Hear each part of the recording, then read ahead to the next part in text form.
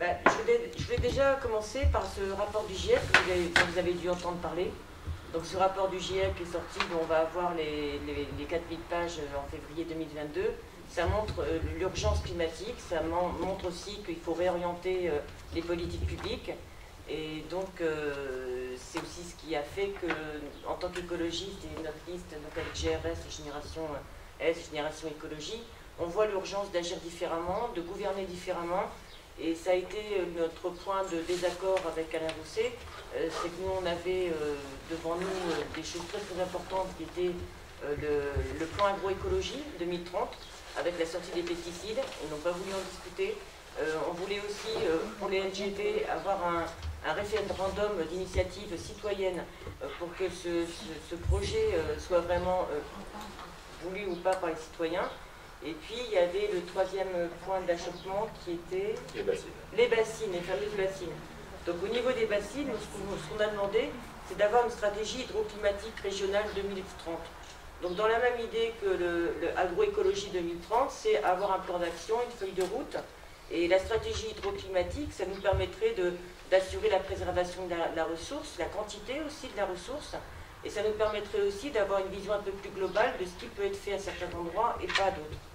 Et donc on a acté nos désaccords avec Alain Rousset et ce qu'on a considéré, c'est qu'il y avait un manque de volontarisme politique et de prise de conscience. Vouloir continuer le en même temps, la politique du en même temps, on voit bien que c'est pas ce qu'il nous faut et c'est ce que le GIEC nous dit. Antoine ?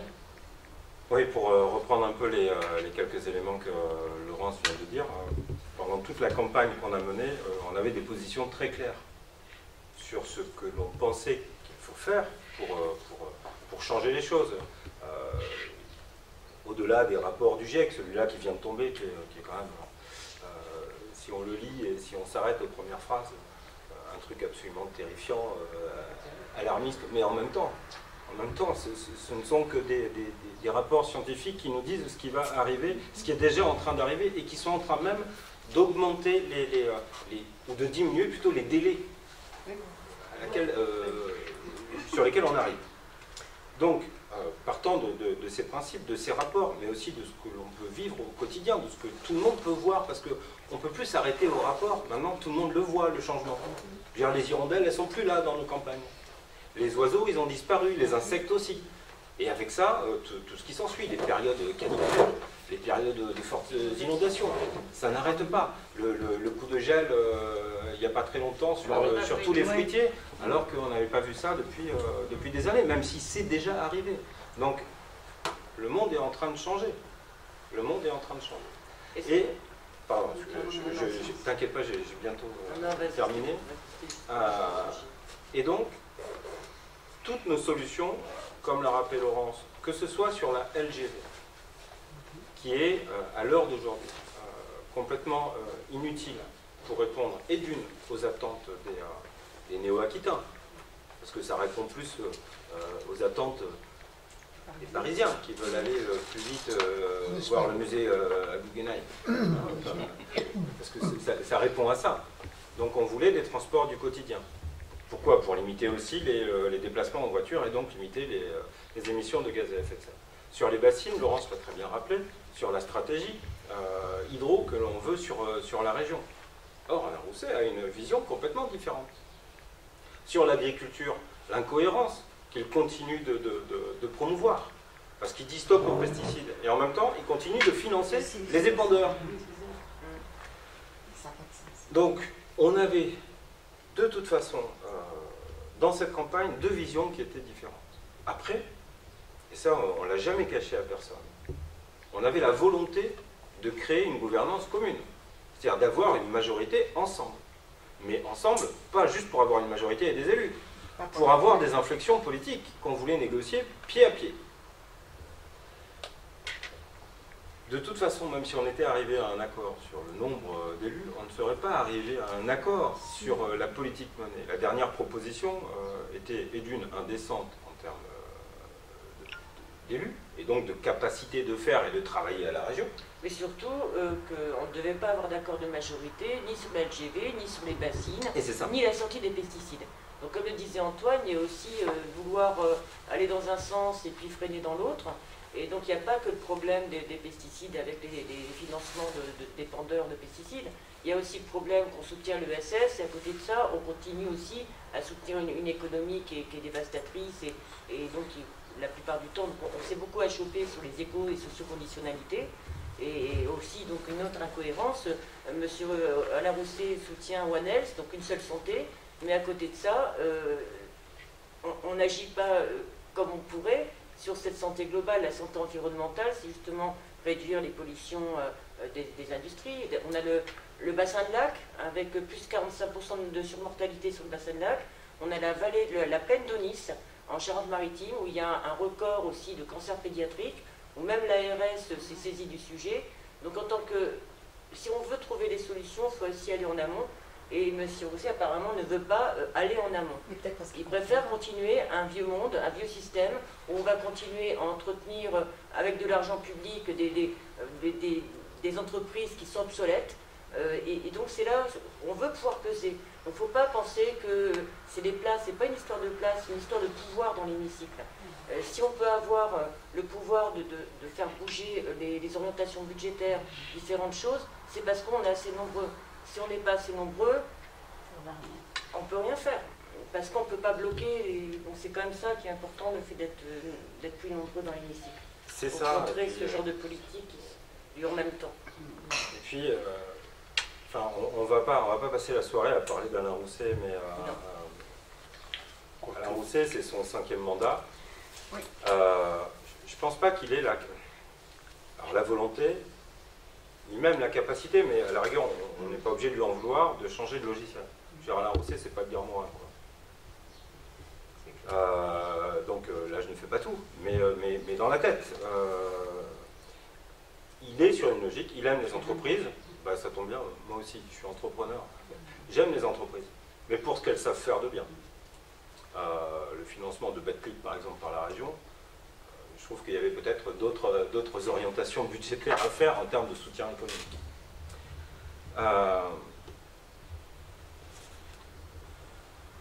Il n'a pas la capacité d'avoir la vision qui correspond au monde dans lequel on vit maintenant. On n'est pas avec lui dans cet accord de deuxième tour, mais on est toujours présent sur ce deuxième tour. Et c'est ça qu'il faut bien remarquer, c'est que quand on regarde les chiffres, Laurence, tous les vieux partis, tout cet ancien monde, hein, ils sont en train de perdre, ils font plus rêver. Et d'ailleurs, le principal enseignement, c'est quoi? C'est l'abstention. La seule force émergente aujourd'hui en Nouvelle-Aquitaine, mais on peut le voir un peu partout en France, ça reste cette écologie qui a ses marqueurs, qui n'a pas ses lignes floues. C'est-à-dire que là, en Nouvelle-Aquitaine, c'était Europe Écologie, mais Génération Écologie. Génération.s et la gauche républicaine et socialiste. Ça veut dire qu'on était vraiment sur une écologie, une liste écologique et de gauche. Une gauche qui a... pourquoi elle n'est plus au Parti socialiste, cette gauche-là? Bah justement à cause de comportements de personnages tels que Alain Rousset. Sur son choix, par exemple, au présidentiel de 2017. Sur sa volonté encore affirmée il n'y a pas si longtemps de monter le club des macronistes de gauche. Oui. Donc, qu'est-ce qui le différencie? Il y a un truc là qui est paru dans Sud-Ouest. Geneviève Darrieussecq ne va pas avoir de profession de foi distribuée. Il y a eu un problème sur la distribution, je crois. Ben, c'est pas grave, hein, les propositions elles sont dans une partie du programme d'Alain Rousset. Donc, ils partagent énormément. Alors attention, je ne veux quand même pas les comparer trop, mais en vérité, dans les objectifs politiques, dans les outils de construction pour la région, qu'est-ce qui va se passer au soir du second tour? Bien sûr, on fera plus. Bien sûr, la dynamique va continuer. Bien sûr, on aura des élus. On n'aura pas de majorité. Ça, on ne sera pas majoritaire. On peut se le dire. Là. Vous prenez un maximum d'élus, en tout cas. On peut se le dire. Mais donc, qu'est-ce qui va se passer? Ça veut dire que la LGV, bah oui, elle se fera, mais avec qui? Bah avec LREM. Puis la droite aussi. Les bassines. Qui c'est qui va s'opposer aux bassines? Bah nous. Oui, mais elles se feront avec LREM et LR. FNSEA. Bien sûr. Donc, il faut qu'on soit les plus nombreux possibles dans ce conseil régional pour pouvoir porter des combats politiques dans l'hémicycle régional, puis en dehors de l'hémicycle régional. Parce que là, on l'a vu, la prise des consciences, elle arrive. Elle arrive, puisque la seule dynamique qui est en cours, c'est celle de cette écologie qui s'assume comme étant, justement, sans ces contours flous, qui ont pu la caractériser à une certaine époque, mais qui s'assume comme étant résolument de gauche. Je pense qu'on doit continuer comme ça, c'est pour ça qu'on est devant vous ce soir, hein, pour vous affirmer ça, et que on est sur cet entre-deux-tours et qu'on continue le combat. Je vais laisser la parole après à Isabelle et Fanette, mais ça c'est très important de comprendre, c'est que les orientations budgétaires, elles se font avec le poids politique qu'on a dans une assemblée, et donc il y a des choses qu'on ne va pas pouvoir bloquer si on n'est pas suffisamment nombreux. Et il y a des choses qu'il va pouvoir faire passer avec le centre droit, c'est sûr, mais il y a des choses qu'il ne pourra pas faire passer avec le centre droit s'il n'a pas une majorité absolue. Donc c'est là où on peut être vraiment une force aussi pour pousser. Ce qui s'est passé pendant 6 ans au Conseil régional, c'est parce qu'on était assez nombreux et qu'on a poussé, qu'on a menacé quelque part de ne pas voter si le budget, si la ligne était restée sur la LGD. Là, en nous disant il n'y a pas d'accord de mandature, la LGD, etc., je ferai ce que je veux, ça nous enlève aussi un moyen de bloquer des choses comme la LGV, mais aussi de soutenir l'agroécologie, de ne pas vouloir un plan agroécologie 2030, de ne pas vouloir sur le lot, sur la quantité, la qualité, de travailler sérieusement dessus, sans être à laisser des lobbies d'agriculture industrielle faire leurs lois, parce que dans les projets de bassines en Poitou-Charentes, c'est quand même 10% des agriculteurs qui sont concernés, c'est des bassines qui sont payées avec de l'argent public, et donc qui va manquer aussi, comme disait Antoine tout à l'heure, ça manque après. Donc bon, c'est du bon sens.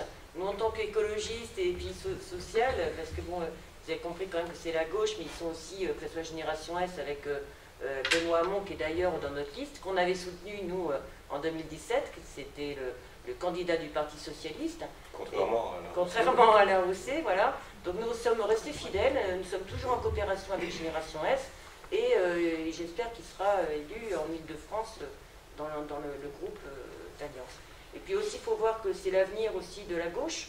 Donc si on n'arrive pas à travailler ensemble, être dans un état d'esprit coopératif, et non pas dominant-dominé, comme on peut voir en Bretagne, où on dit, bon, bah, nous, on n'a pas besoin de vous, puisque de toute façon, on peut gagner sans vous. Mais la différence, c'est comment prévoir l'avenir avec justement toutes ces composantes de la gauche. C'est en les écoutant, c'est en les respectant, c'est pas en les prenant simplement si on a besoin. Et c'est ça qui est quand même terrible, parce que comment ça va se passer l'année prochaine, si on est encore dans cette logique-là de est-ce que tu mets nécessaire, est-ce que tu ne mets pas nécessaire? Il faut travailler autour d'un projet commun. On avait essayé quand même de le faire de façon constructive avec Alain Rousset, puisqu'on a quand même voté 97%, je crois, des délibérations, et on a été un moteur pour Néoterra, un moteur pour Acclimatera, et ça, si on n'y est pas, on n'y sera pas le moteur, on ne sera pas ce moteur. Et ils vont continuer la politique un peu à la Pépère, je dirais, du XXe siècle, alors qu'on nous dit, là, c'est dans les 10 ans, c'est les 10 ans qui viennent. Donc on voit bien que les enfants d'aujourd'hui vont déjà être touchés par ça. Alors je comprends qu'il y ait des gens qui soient dans le déni parce qu'ils disent « Oh, ça va arriver plus tard, je ne serai plus là ». Mais la vérité, c'est qu'on a une responsabilité. Et j'écoutais France Inter tout à l'heure, un spécialiste qui disait que justement l'impact va être, par rapport à ce qu'on fait actuellement, l'impact ça va être sur les 100 ans, les 200 ans, les 1000 ans, les 2000 ans. Donc ce qu'on est en train de faire en ce moment, ça va toucher la civilisation entière.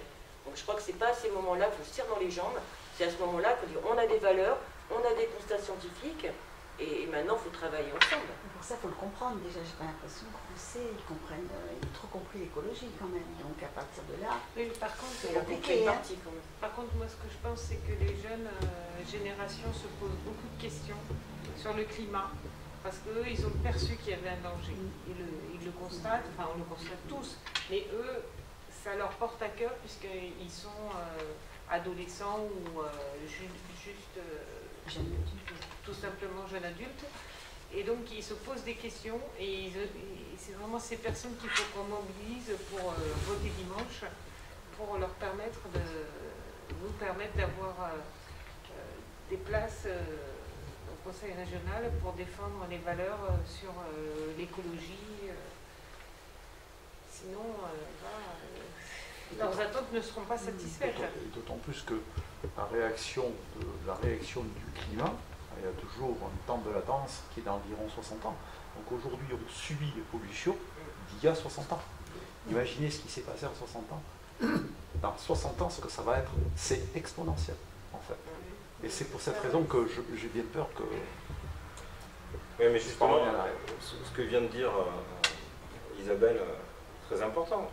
Les jeunes, effectivement, ont pris conscience. On l'a vu avec les mobilisations pour le climat, on l'a vu avec, non pas un engagement comme nous, on a pu le connaître dans des organisations politiques, avec peut-être une pensée plus large que sur un seul sujet, mais en tout cas sur ce sujet-là, ils sont engagés, sauf que pour l'instant, personne n'a réussi à faire traduire ça par un engagement citoyen le jour du vote. C'est pas vraiment étonnant. Toutes ces années où les politiques, quelles qu'elles soient, de toute façon menaient quasiment les mêmes combats sans vraiment changer de logiciel, sans penser le monde d'après. C'est ça qu'il faut que les jeunes comprennent, c'est que vraiment c'est auprès de Europe Écologie Les Verts, enfin notre groupement, qui aura les bonnes réponses pour affronter ce bouleversement climatique. Mais pour ça, il faut qu'on résiste à l'immobilisme, donc il faut leur redonner espoir. Mais pour leur redonner espoir, il faut qu'on résiste à cet immobilisme, à ce conservatisme aussi, qui fait qu'il n'y a pas grand-chose qui change. Et c'est pour ça qu'il faut aussi remuer ce monde politique qui veut continuer à fonctionner de la même façon, avec la même gouvernance. On a aussi eu un peu aussi par rapport à la gouvernance, parce qu'au niveau de la gouvernance, on a fait des propositions pour que ça soit un peu plus de la démocratie participative dans notre j'allais dire combat, mais dans notre programme. Mais il y a aussi cette idée de faire rentrer les jeunes donc dans la chambre des futurs, un tirage au sort des 16-25 ans, où on peut être à l'écoute des jeunes, où on peut leur donner un budget, ils peuvent travailler sur des projets d'avenir, et je crois qu'on ne leur laisse pas aussi assez la main et on ne les écoute pas suffisamment. Bon, au niveau de la gouvernance, comme on voit comment ça fonctionne au conseil régional, c'est une gouvernance très pyramidale, où en fin de compte, si on est en haut, on peut tout faire, et puis si on est en bas, c'est un peu ça quand même, et puis on est dans la minorité. Et je trouve qu'il y a un travail qui est fait avec le Césaire quand même, avec le conseil économique qui est écouté, pas suffisamment, mais écouter les jeunes, c'est aussi leur permettre de rentrer dans les hémicycles, dans les assemblées. Un point sur la gouvernance. Quand on voit qu'à un moment, on a un sujet, par exemple la LGV, qui nous oppose, sur lequel on a deux visions. Il y a la vision des mallettes, des attachés-caisses, et on a plus celle des sacs à dos. C'est-à-dire ceux du quotidien, des étudiants, de ceux qui vont bosser, parce que justement, du boulot, il n'y en a pas ici, et c'est là qu'il faut localiser, plutôt que de partir dans les grandes métropoles pour sa journée de travail. Ce sujet-là nous oppose. On propose une solution démocratique, dans la nuit, dans cette fameuse nuit. On propose un référendum, une sorte de RIC, sur un sujet comme ça, de façon à organiser le débat, faire prendre conscience à tout le monde, avec un temps suffisant à cette campagne finalement, de se décider, de s'auto-déterminer. Eh bien ça, il le refuse. Et pourtant, ça, ce sont des outils de renouveau démocratique. Ce sont des outils importants. Parce que sinon, bien sûr, la défiance, elle est toujours là. La pyramide, le sphinx tout en haut. Et tout le monde s'en fout. Alors que si la décision, elle est prise collectivement, si on arrive à la faire vivre, à faire prendre conscience, à susciter la discussion dans les foyers, dans les bistrots, dans les entreprises, dans les lycées, dans les facs, ben oui, là, il y a quelque chose de plus juste sur la décision. Et si la LGV doit se faire parce qu'une majorité de nos concitoyens, des néo-aquitains la veulent, eh bien, dans ce cas-là, il faut aussi se ranger à cet avis démocratique. Ça veut dire qu'on n'aura pas été assez bon pour convaincre. Mais là, dans ce cas-là, il faudra se poser, nous, les questions sur nos outils pas de propagande, mais nos outils de réflexion qu'on met à la disposition du plus grand nombre. Donc, ça, c'était une des solutions qui était envisagée. Vous voyez, pour essayer de trouver quand même, pour éviter d'arriver à la rupture. Finalement, cette rupture, c'est pas une rupture. C'est une clarification. Ouais, c'est une clarification. On sait ce qu'il en est maintenant. Après, bon. Est-ce que vous avez... Fanette, peut-être Oui, moi je voudrais simplement dire que, effectivement, je pense que les électeurs et les électrices doivent arrêter de cautionner ce déni de...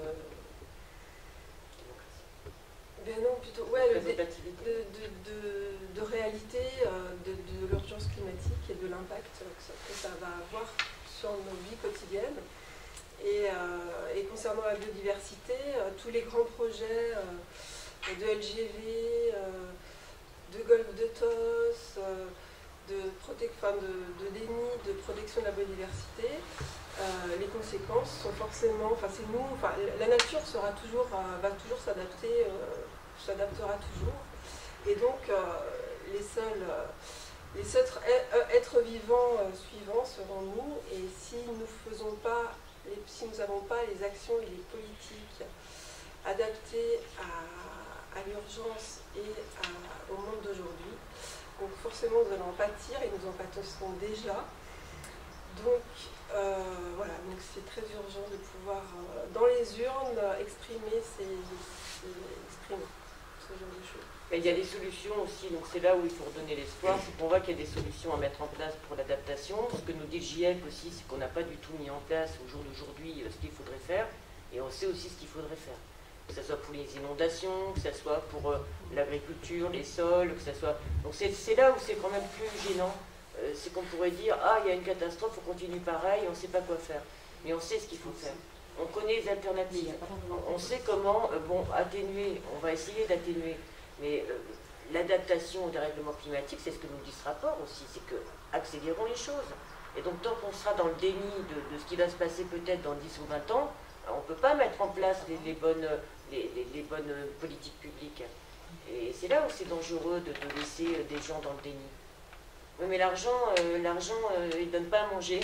Et moi je vois aussi dans le rapport, c'est qu'il y aura énormément de gens, les plus fragiles, qui vont en pâtir, qui vont manquer d'eau, qui vont manquer d'alimentation, et c'est vraiment, d'un point de vue humain, c'est terrible. C'est pas leur problème. C'est pas le problème de ceux qui décident et ceux qui décident aujourd'hui. Qui c'est qui décide, qui c'est qui finance la FNSEA, si ce n'est le Crédit Agricole et le système financier derrière? Qui sont les lobbies qui bloquent tout au niveau de l'Europe, au niveau du gouvernement, si ce n'est les systèmes financiers? C'est eux qui disent, c'est eux qui dirigent, c'est eux qui imposent.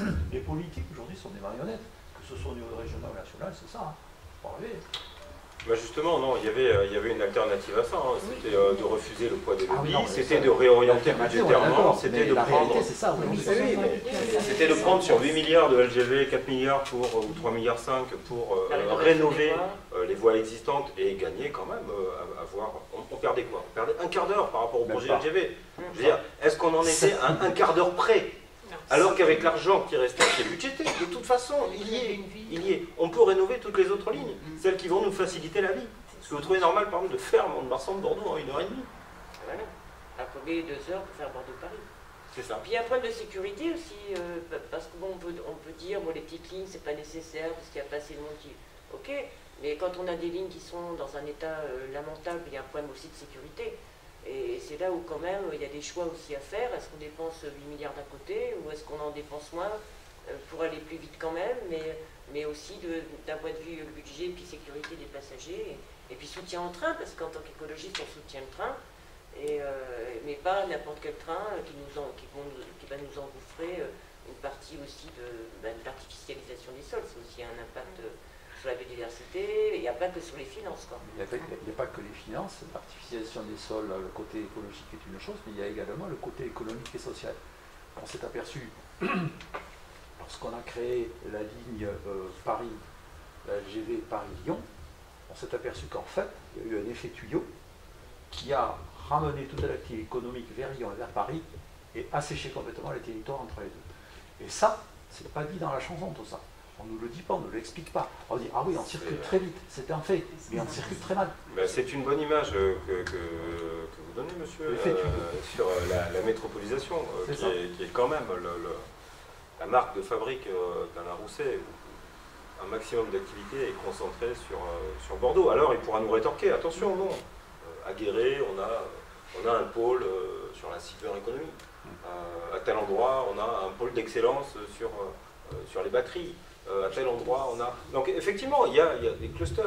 Alors, on ne doit plus utiliser cluster en ce moment parce que c'est toujours référence à d'autres choses, mais sauf que ces clusters-là ne sont pas virales, justement. C'est des clusters qui restent isolés.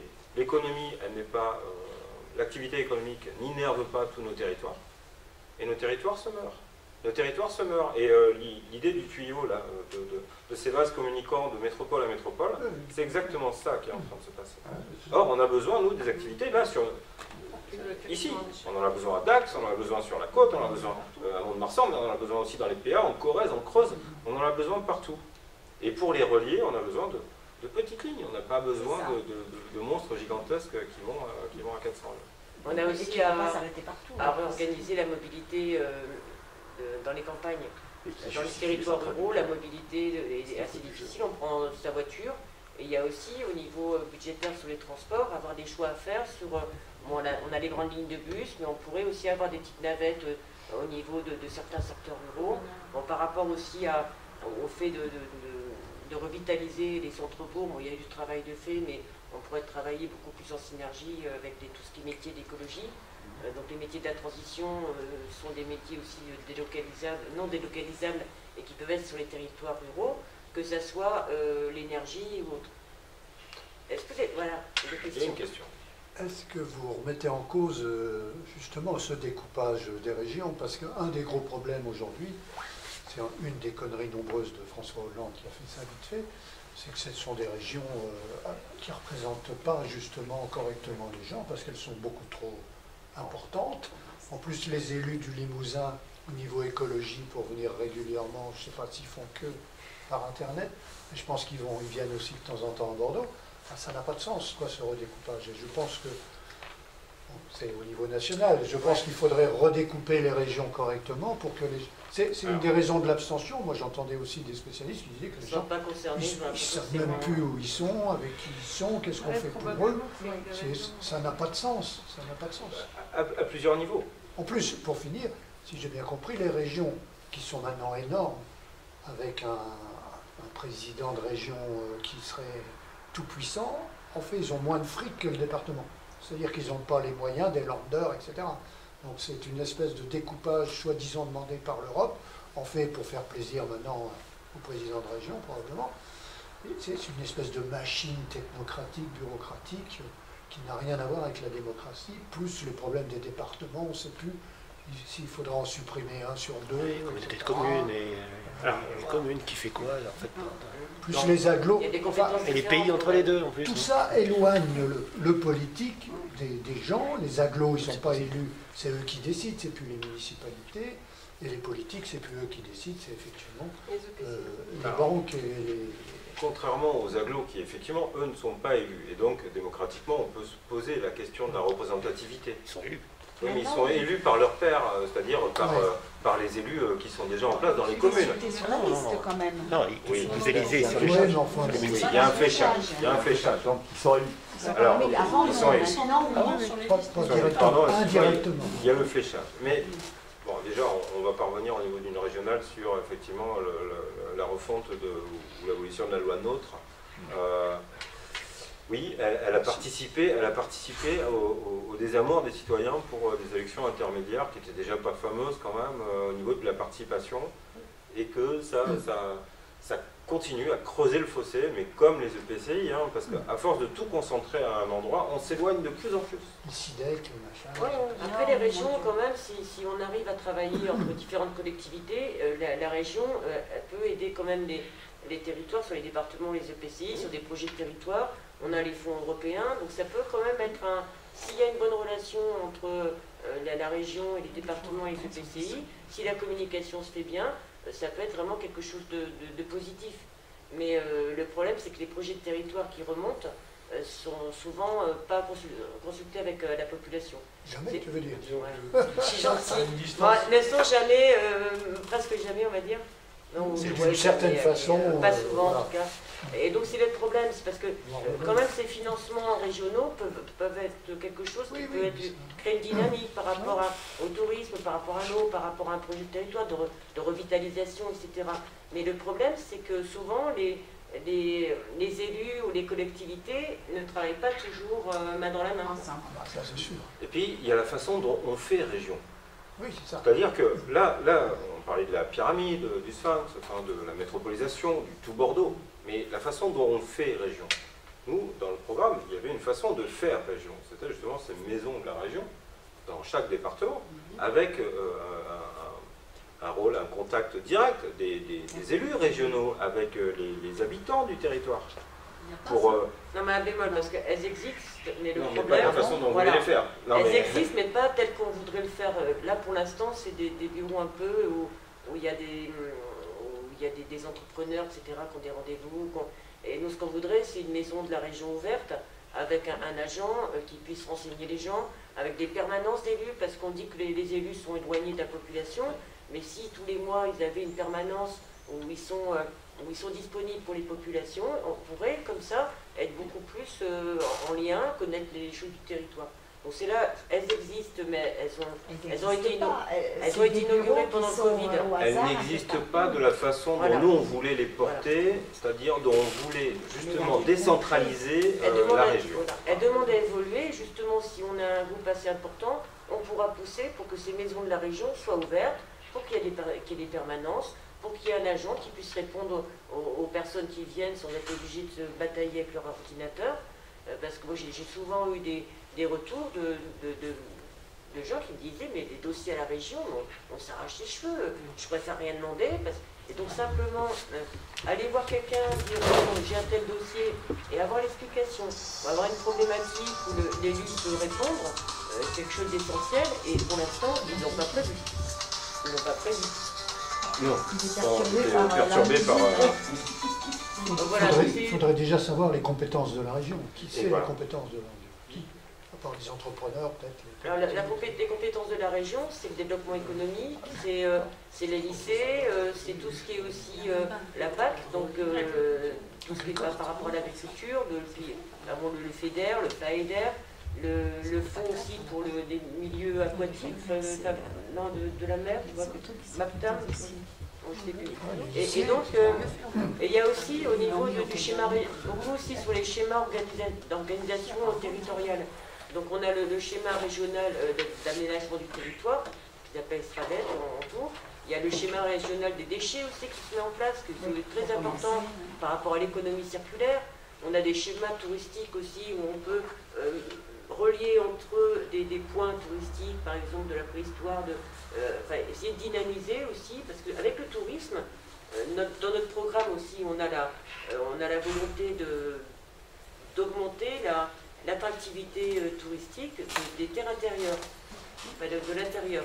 Actuellement, c'est 50% du tourisme qui vont sur le littoral, alors que le littoral, c'est 10% des Landes. Et donc il y a aussi cet enjeu de pouvoir soutenir l'écotourisme intérieur pour permettre de revitaliser et de pas de revitaliser aussi les territoires. Et sur le tourisme, une différence de fond, là encore, par rapport au financement, aux aides qui peuvent être apportées par la région telle qu'elle est actuellement, conduite par Alain Rousset, ou telle qu'elle va l'être, vraisemblablement conduite par Alain Rousset. Je trouve que 50% des néo-aquitains ne partent pas en vacances. Donc, est-ce qu'en matière de tourisme, on met tout sur le développement économique du tourisme, de résidence de tourisme qui coûte un bras? D'ailleurs, une semaine au mois d'août, maintenant, c'est combien? 1800, 1900 € sur la côte, alors qu'on a la moitié de la population qui, elle, ne va pas en vacances. Enfin, je veux dire, c'est là aussi où il faut se poser des questions. Qu'est-ce qu'on fait pour eux? Qu'est-ce qu'on fait pour leur permettre ça? Est-ce qu'ils ont les moyens de se prendre un billet de LGV pour y aller? Non. Ça ne s'arrête pas partout en plus. Non, mais donc sur les transports, c'est important. Sur l'offre d'hébergement, c'est important. Il faut changer. On n'arrête pas de parler d'artificialisation des sols. Bah oui, effectivement, mais une résidence touristique qui est financée à hauteur de je ne sais pas combien par la région. Oui, ça c'est de l'artificialisation des sols. Peut-être qu'on a d'autres modes de résidence touristique, d'offres touristiques à proposer aux néo-aquitains qui ne peuvent pas partir. Peut-être leur proposer aussi, sortir des fois des compétences de la région, parce que le président de région a tous les pouvoirs. Il sort quand ça l'arrange. Il sort quand ça l'arrange. Donc on peut aussi, peut-être que ça va rappeler un peu l'image du Front populaire, les vacances en vélo pour tous, mais pourquoi pas? Parce qu'elle est où la justice sociale quand la moitié des habitants de Nouvelle-Aquitaine ne peuvent pas partir en vacances?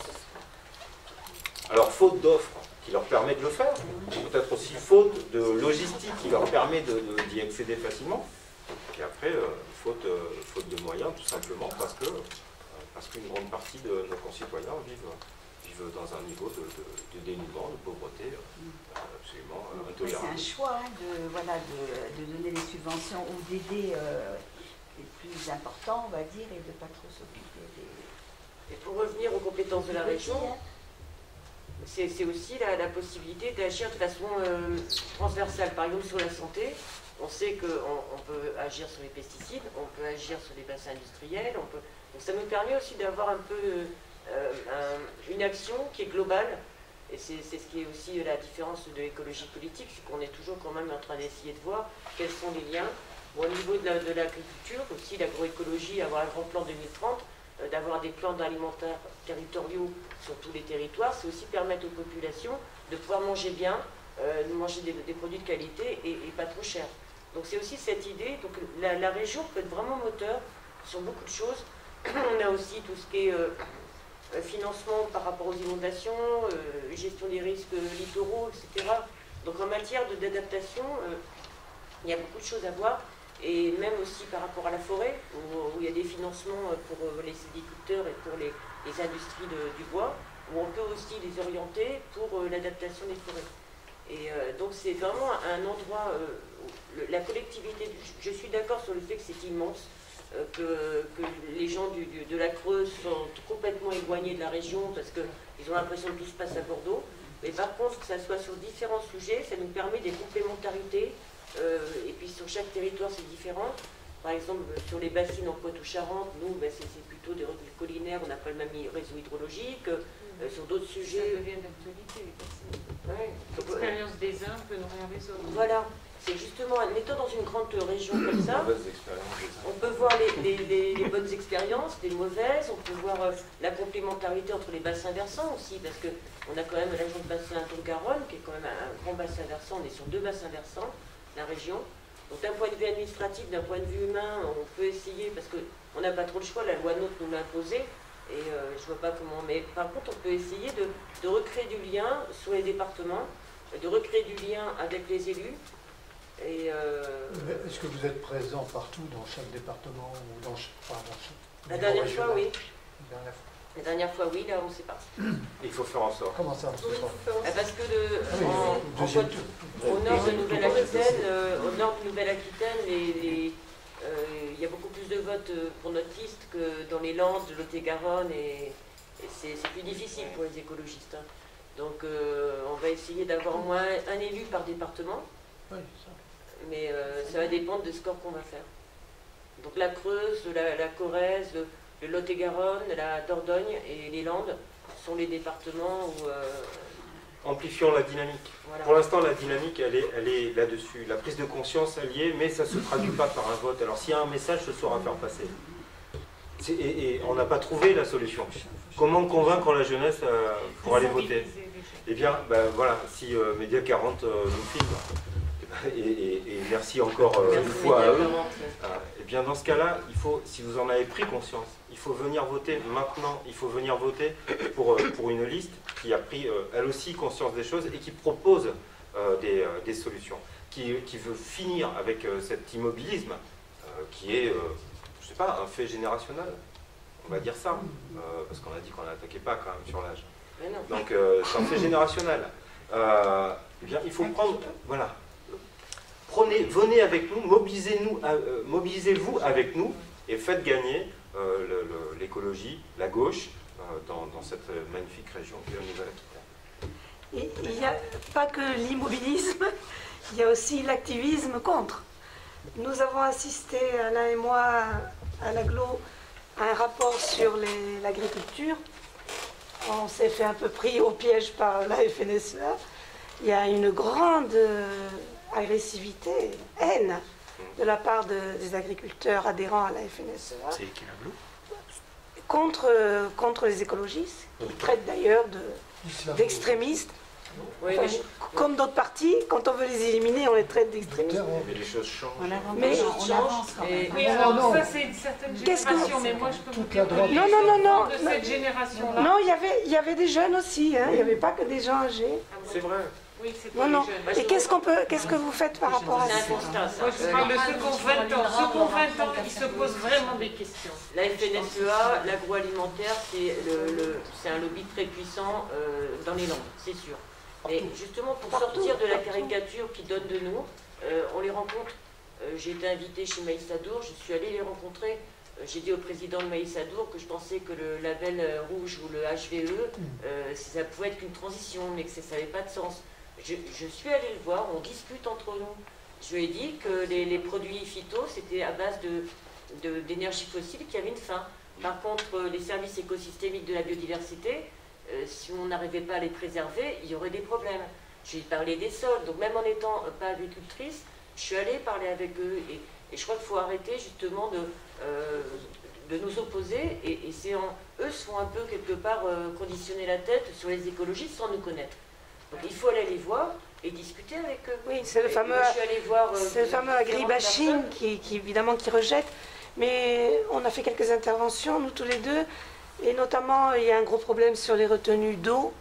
Et là, ils ne veulent absolument pas entendre nos arguments. Pour eux, il leur faut de l'eau à tout prix. Hein. Quoi qu'il en coûte sur le... À un moment, ils sont prisonniers d'un système. Et en vouloir à un jeune... Non, mais nous justement, on est pris au piège parce qu'il s'agit effectivement de ne pas s'opposer. On sait qu'ils ont des contraintes économiques, on sait que c'est une profession très dure qui subit pour les plus petits. Hein. Eh bien, on avait des solutions. Mais ils n'acceptent pas qu'on leur dise. J'ai également abordé la question de la grippe aviaire sur le problème de l'élevage intensif. Hein, là, j'ai cru que j'allais pas ressortir vivante du truc, hein, de la salle. Hein. Ça, ils veulent pas l'entendre. Hein. Mais sur l'eau, il faut sortir Non, mais c'est surtout, il faut arrêter l'opposition. Il faut arrêter de s'opposer. Écologiste, parce qu'en fait, quand on se coince dans ce débat-là, on est sûr que les deux perdent.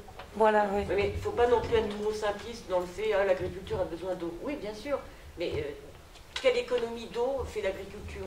Bien sûr. Quelle variété utilise l'agriculture? Quelle culture par rapport aux besoins? À quoi sert l'eau de notre territoire? Oui. Si c'est pour du maïs à exporter avec des pesticides, ou si c'est pour nourrir les populations ou même les canards, c'est pas du tout la même chose. Et puis si on est à certains endroits où il y a un réseau hydrologique qui peut permettre de faire une retenue collinaire, et que c'est pour une alimentation, pour justement ce qu'on soutient, c'est quand même l'autonomie alimentaire des territoires. Donc quand on voit qu'il y a une grosse partie de l'eau, dont celles qui sont en plein midi, qui est simplement, surtout pour de l'exportation. Donc on n'est pas contre le fait de mettre de l'eau, de garder de l'eau pour l'alimentation, pour les populations, pour l'élevage de proximité, mais diversifions quand même les variétés. Au niveau des protéines soja, peut-être éviter d'en ramener, plutôt cultiver du soja pour nos animaux, plutôt que de vendre du maïs pour ramener après du soja. Donc il y a toute une logique. C'est pour ça, n'en déplaise à certains écologistes qui se baladent vers la droite, c'est que l'écologie ne peut être qu'anticapitaliste. Elle ne peut pas être autre chose. Les productivistes. Alors on appelle ça gauche ou pas, mais elle ne peut être qu'anticapitaliste. Sinon, il se trouve que c'est être de gauche, être anticapitaliste. C'est la solidarité. C'est un peu ça. C'est la oui, complémentarité. Et c'est que quand il y a des gens qui ont besoin de plus et d'autres qui ont plus, qui peuvent donner, et ben c'est cette logique-là aussi.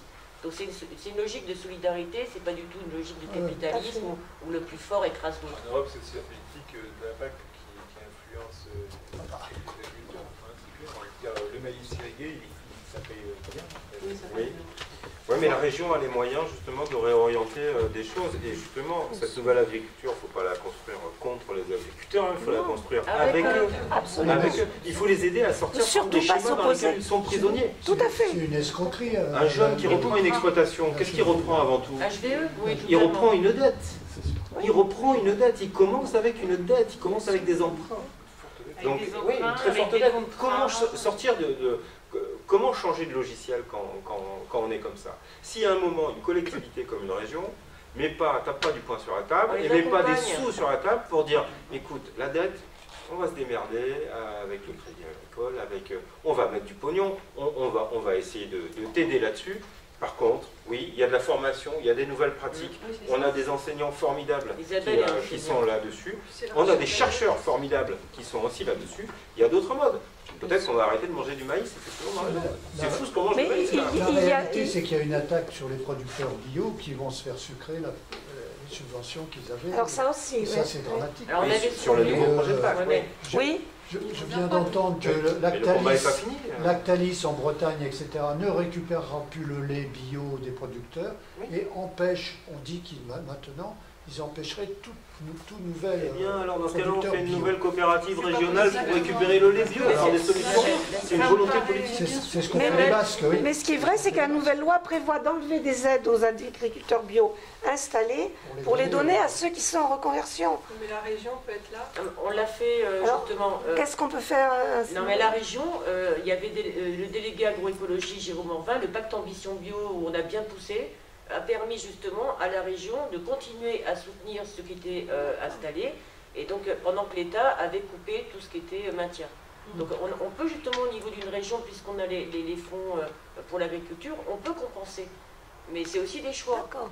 Donc si on pouvait récupérer sur les pesticides, la mécanisation pesticides, différentes choses, on aurait plus de fonds aussi pour compenser certaines politiques, qu'elles soient européennes ou Alors, par contre, nationales. ce que moi je voudrais dire à ce sujet-là, c'est qu'il faut aussi apprendre à connaître un petit peu notre adversaire dans cette affaire. Moi, je les ai eus comme clients. Isadou, pour Avis, la GPM et comme ça, je les ai eus comme clients puisque j'ai travaillé avec eux. Ce n'est pas l'agriculteur la table de décideurs, c'est des industriels et banquiers. Tout à fait. Moi, je ne les considère pas comme des Non, mais attends, adversaires. la question n'est pas C'est là. des Peu gens pour importe, faire changer. peu importe les termes qu'on emploie, mais ce ne sont pas nos copains, de toute façon. Et le but de la manœuvre, ce qui décide aujourd'hui, les coopératives n'appartiennent plus aux agriculteurs, elles appartiennent aux industriels, aux agriculteurs n'existent plus. Si dans les années 50, quand on a créé ces coopératives agricoles dans le but d'une espèce de comment dire ça, pour faire une autosuffisance mécanique, etc., tout ça c'est fini, ça n'existe plus. Aujourd'hui, ce sont des industriels de l'agroalimentaire, C'est la finance, des c'est banquiers, comme pour tout. et bien entendu, quelques élus qui sont aux ordres de ces gens-là. Voilà, c'est ça aujourd'hui, nos adversaires, c'est ceux-là qu'il faut convaincre. Ouais, mais moi, je préfère voir les Eh ben, choses. c'est pas gagné, les Non, affaires. mais je Il y a préfère des voir les choses, alternatives, s'il vous plaît, je préfère voir les choses d'une autre façon. Moi, quand je suis allée visiter, il y avait la famille Tosia avec leur élevage de poulets bio, où ils demandaient s'ils pouvaient avoir des aides par rapport à l'agroforesterie, où ils avaient gardé des arbres justement pour protéger leurs poulets. Et donc, on voit aussi que tous ces éleveurs qui sont soutenus, ou ces agriculteurs, peuvent aussi être dans des bonnes, on va dire, des directions qui vont dans notre sens. Et moi, je préfère quand même qu'au niveau de la région, on les incite à changer leurs pratiques, que ce soit Maïs Adour, que ce soit les usines du bassin de lac ou quoi que ce soit, en conditionnant nos aides, en les aidant à changer de pratique, en ayant aussi une commande publique. Là, je parlais avec le président de Maïs Adour, ou le vice-président, qui me disait, oui, mais le poulet bio, je dis, mais on peut avoir la commande publique, on a beaucoup de mal à avoir des produits bio pour les cantines, etc. Les cantines, ouais. Et il me répond, oh, mais de toute façon, la demande de poulet bio, c'est 2%.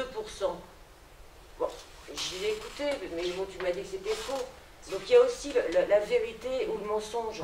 Non, Hein donc ce que je dis, c'est ça. Est-ce qu'on est dans une transition, on accompagne les agriculteurs pour eux, pour leur santé, même pour leurs finances, dans un autre modèle, ou est-ce qu'on se fait balader à continuer un système qui va finir à un moment donné? Non, mais c'est tout à fait possible, parce qu'il y a d'ores et déjà, depuis quelques années déjà, des jeunes agriculteurs qui reprennent l'exploitation des parents qui étaient en conventionnel et qui la reprennent en bio.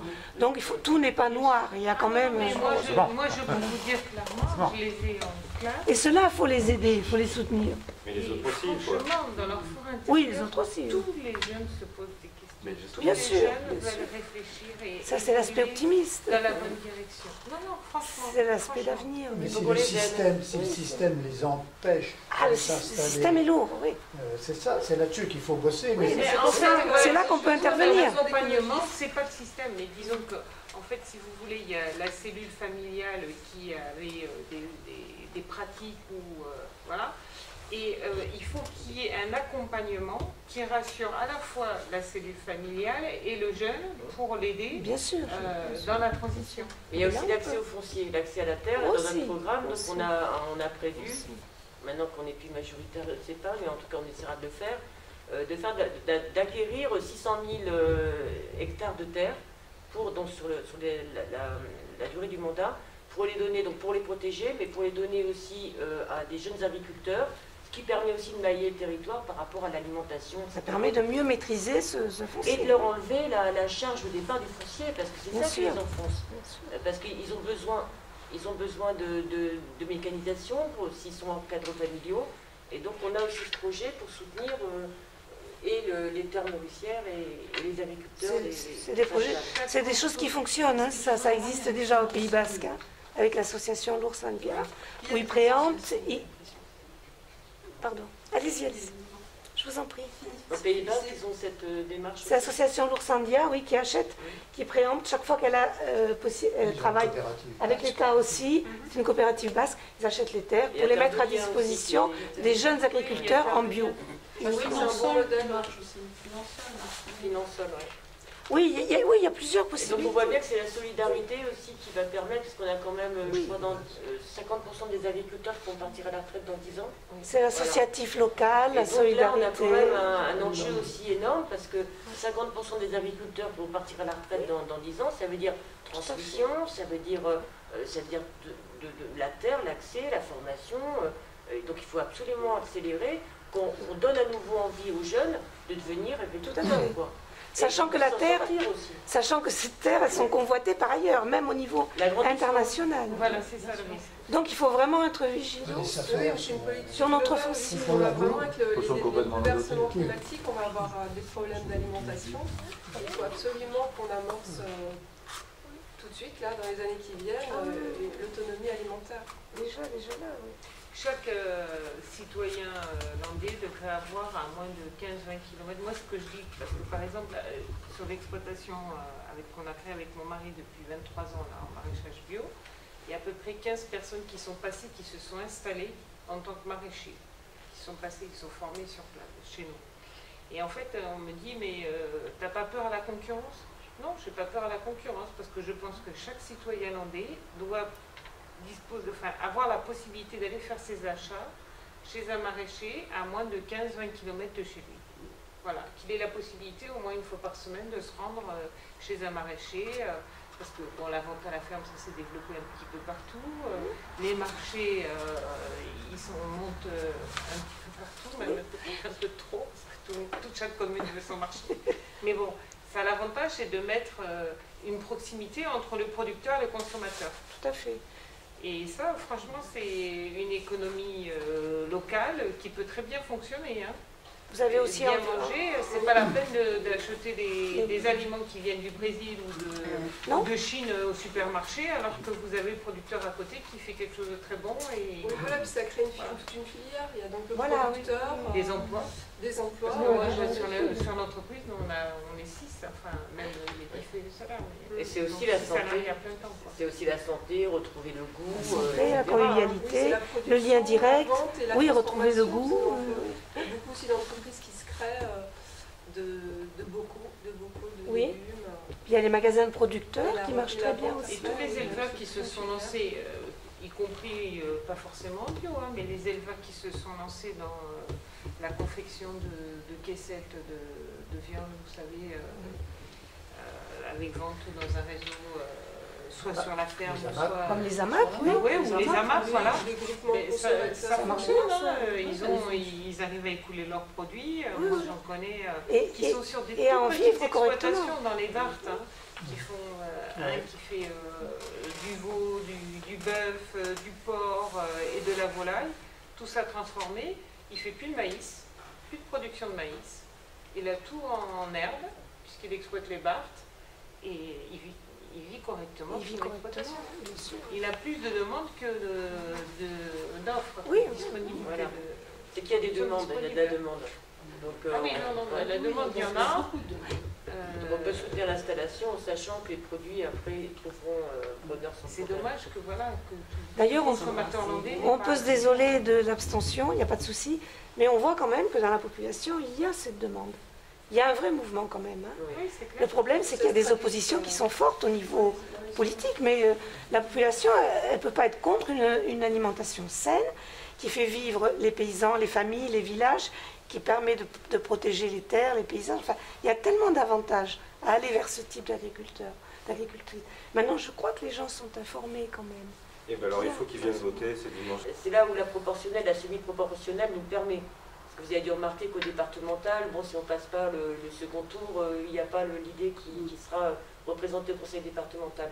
Alors qu'au conseil régional, c'est semi-proportionnel, donc chaque voix compte, parce que chaque voix peut permettre à un élu de représenter son territoire, d'avoir un groupe après plus important pour pouvoir éventuellement bloquer des décisions budgétaires. Et donc c'est pas l'idée du tout d'avoir des places, c'est surtout d'avoir du pouvoir, quoi. Et un pouvoir dans l'opposition, puisque j'ai bien compris que si on est élu, ça sera dans l'opposition. Mais une opposition qui a du sens parce qu'elle est basée sur des convictions scientifiques, le climat, une urgence climatique, sociale, et il faut aussi qu'on contre un peu tout ça. Hein. On a encore la possibilité de faire changer certaines politiques que veut Alain Rousset. Si dimanche 27, la dynamique s'amplifie au niveau du vote sur la liste Nos terroirs, notre avenir, que le nombre d'élus est suffisant, Alain Rousset n'a pas forcément de majorité absolue. Et dès lors qu'il n'a pas de majorité absolue, il faut quand même qu'il puisse avoir une majorité à l'Assemblée, composée. Et une majorité ne se compose que sur des compromis politiques. C'est aussi ça la politique, c'est aussi ça la discussion. Et donc effectivement, là, dans ce cas-là, on peut faire valoir nos points de vue sur les sujets majeurs qui ont conduit à la rupture, sur les retenues des bassines, sur la LGV. Peut-être qu'en n'arrivant pas à trouver, parce qu'il ne lâchera pas, et nous non plus, mais peut-être que dans ce cas-là, on fera passer cette idée du référendum. Ben voilà. Pour que cette question soit tranchée de façon citoyenne. Oui, il y a déjà une très forte opposition sur la LGV en Pyrénées-Atlantiques. Hein. Oui, mais il y a 12 départements. Oui, mais il y en a d'autres qui sont contre. Non, mais là, ce qu'on voudrait, c'est quand même un référendum sur le périmètre qui est impacté. Pas faire comme Notre-Dame-des-Landes où on fait un large périmètre et en fin de compte, les gens ne sont pas impactés. Ils ne sont pas concernés. Voilà. Donc sur le référendum qu'on va porter, si on est assez fort pour le porter, ça va être un référendum qui va être sur Bordeaux, Toulouse, sur le territoire, les départements qui sont impactés. Bien sûr. Et attention, une très forte opposition de certains élus Pyrénées-Atlantiques, oui, mais il a fallu 15 ans pour qu'on les convainc de ça. Ça a été, quand j'ai fait le débat avec Fortinon, j'ai sorti mon petit dossier là, sur la LGV qui datait de 92. Vous voyez, depuis 92, on était nous les associations sur ce sujet. Il a fallu 15 ans pour convaincre les élus du Pays Basque de refuser la LGV.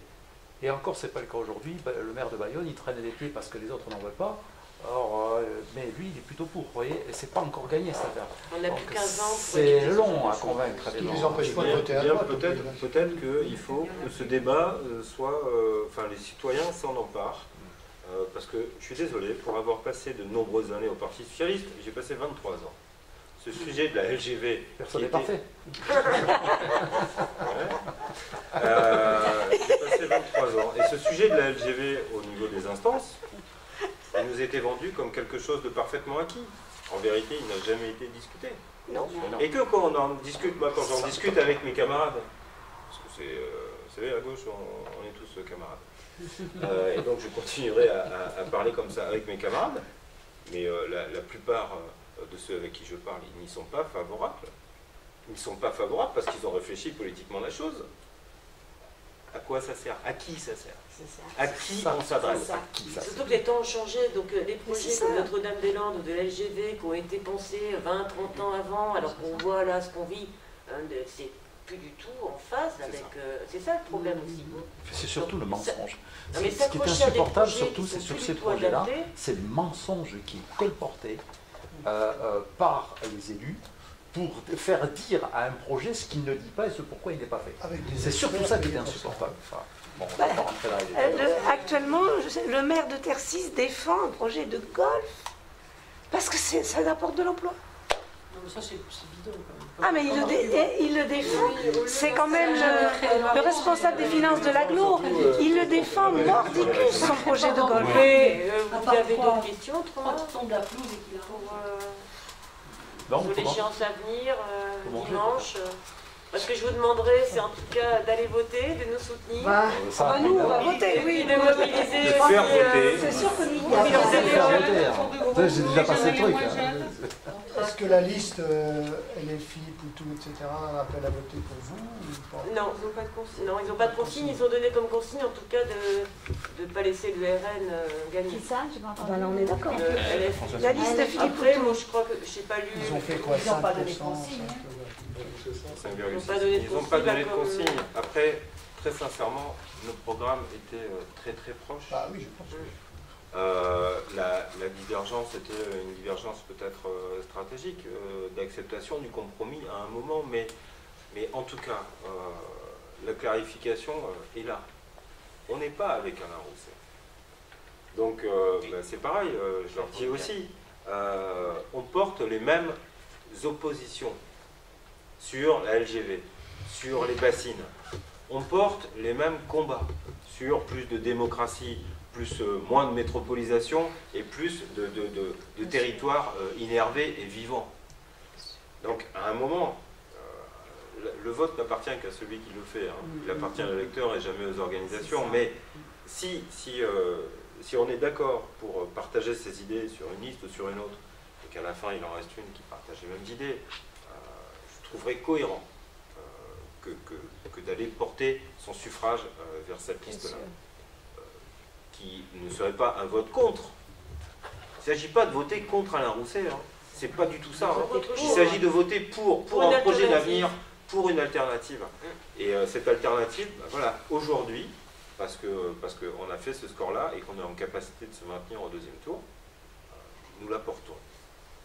Mais c'est une alternative aussi qui répond à l'urgence climatique, au niveau de la biodiversité, etc., mais aussi à l'urgence de la solidarité et du social. Parce qu'on sait, on est conscient de ça en tant qu'écologiste, que c'est encore les plus fragiles qui vont en pâtir le plus. Et donc c'est là où... Au-delà de ça, Laurence, Ouais, l'écologie est sociale, le social n'est pas écologiste. C'est juste ça en fait. Mais l'écologie est sociale. L'écologie elle est sociale et solidaire de base. Et l'inverse, c'est pas le cas. Et c'est ça qu'il faut bien faire comprendre. Et c'est ça que M. Rousset ne comprend pas et que certains qui dirigent avec ne comprennent pas. C'est ça la grosse différence. Il fait très peu de social. Cette prise de conscience. Alors, il y a quand même une compétence de la région dont on n'a pas parlé, parce qu'il y a le soutien à la culture. Le soutien à la culture, très important, parce qu'on veut faire mieux. On avait justement proposé dans notre programme là d'avoir une augmentation du soutien à la culture, parce qu'avec ce qu'ils ont connu, et donc c'est aussi un point très très important, la culture, le sport aussi. Il y a un soutien au sport féminin. C'est peut-être un domaine où il n'est pas trop mauvais aussi là-dessus. Sur le sport? Non, la culture. Sur la culture.